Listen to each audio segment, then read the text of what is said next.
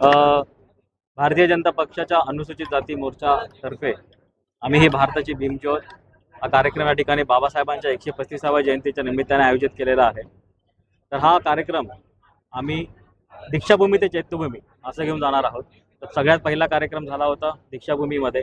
त्याच्यानंतर झाला तो अकोल्यात, त्याच्यानंतर नाशिक, छत्रपती संभाजीनगर, त्याच्यानंतर लातूर, आज सोलापूर,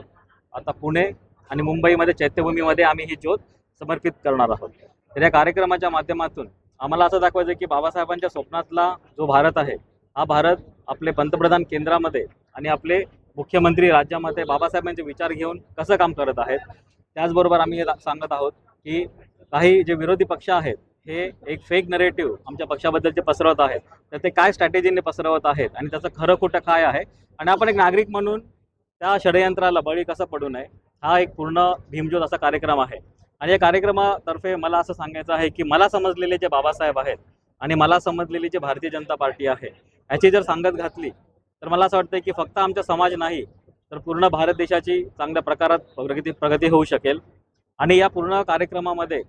जे काय आम्ही दाखवलेलं आहे, जे काही डेटा, जे काही नंबर जे आम्ही दाखवलेले आहेत, ते रेफरन्स आम्ही बाबासाहेबांनी स्वतः लिहिलेल्या पुस्तकातून आम्ही रेफरन्स घेतलेले आहेत आणि बाकीची सगळी जी आकडेवारी आहे ती सरकारी वेबसाईटवरती पण